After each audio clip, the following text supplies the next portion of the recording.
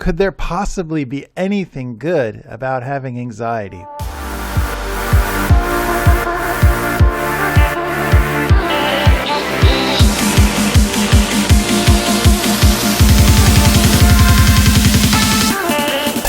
Hello and welcome to another edition of Shine 365, where our job is to help you lead a better life. Please give the podcast a thumbs up if you would. It does help the algorithm and it only takes a second. Just hit that thumbs up if you got here, and I hope you enjoy the video.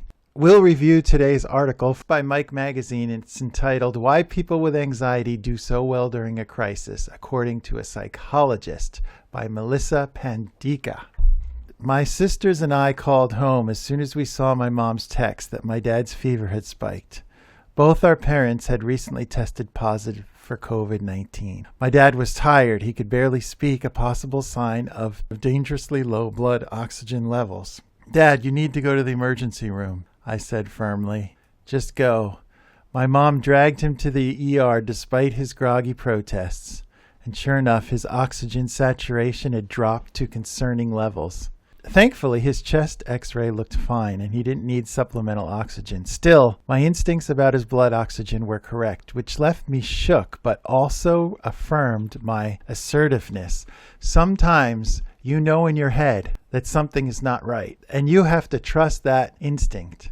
And this is what the author of this article did, and it paid off in spades for her. She continues, I'm not normally cool-headed, though. My generalized anxiety disorder, GAD, makes me constantly second-guess myself, even over something as trivial as whether to cancel on someone or to speak up in a meeting. So she takes forever to act, and then she agonizes over whether she acted correctly. We've all made decisions where we've second-guessed ourselves and said, did what we do really...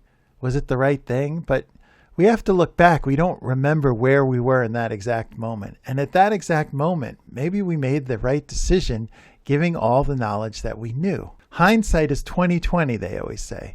So you have to do what's best given the situation in that particular moment when you make the decision. In moments of chaos, my mind locks into place. I act with more calmness and decisiveness than I usually do. I have an anxiety disorder, so why do I thrive in a crisis? Very strange, right?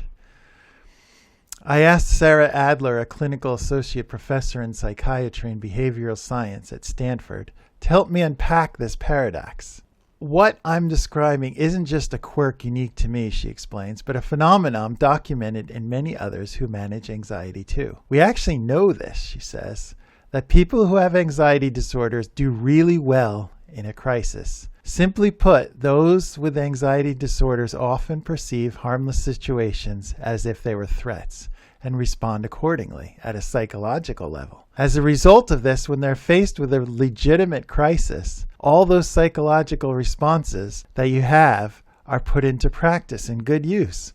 As they always say, practice makes perfect. If you have anxiety in your normal life and you're worried about things and you're trying to figure out how to stop bad things from happening, then you're programmed to think that way. So if bad things really are happening, you're able to handle them. This seems to hold up not only for those who, like me, who have GAD, but also those who have social anxiety disorder. Although the perceived threat may differ from one anxiety disorder to the next, the common theme is that there tends to be an elevated psychological reaction to the perceived threat. And to understand what happens in the brain and body with a person with an anxiety disorder in crisis, first let's take a trip to the region of the brain involved in perceiving the threats. The most ancient part of your brain, and it's least developed and least concerned to your executive functioning of reason. The amygdala is always on the lookout for danger, enabling it to quickly trigger other reactions in your body, such as elevating your heart rate, routing blood from your stomach to your limbs, and readying you for fight or flight. The amygdala is your emergency resource. It's the part in your brain which says you have to do something now. You can't plan it. You can't write it down. You have to react right now. You have to do something right now. It's an emergency. Do it. In people with anxiety disorders, a brain region known as the prefrontal cortex, which plays a role in so-called executive functions, including planning and decision-making, basically tells the amygdala to chill in non-threatening situations. But in those of us with anxiety disorders, the prefrontal cortex isn't very effective in terms of quieting down the amygdala.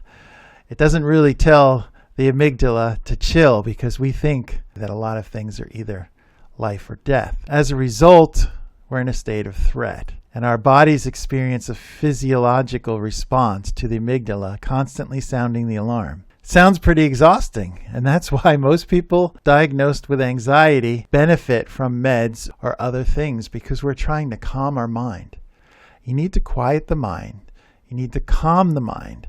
You need to rest the mind. Otherwise, you won't be able to sleep and you won't be able to function properly. So there's steps that you can take, and we've covered a lot of these throughout this episode. You have to work towards setting your mind straight. But at the same time, when there is a real emergency and you need things done, those with anxiety perform well. They know how to function. And this is what we're covering in this last part of the video. In someone with anxiety, an actual threat doesn't feel all that different from what they're experiencing day to day. This was my experience, the author says, when I urged my dad to go to the ER. My mind and body already knew what this fear felt like. It knew exactly what to do. She was ready to take the necessary steps. In fact, she probably didn't even need to think about it. And this action saved her father's life. Is anxiety a bad thing? Many times it is, but sometimes it's not. Please give the podcast a thumbs up, share it with friends, and we look forward, as always, to seeing you next time on Shine 365.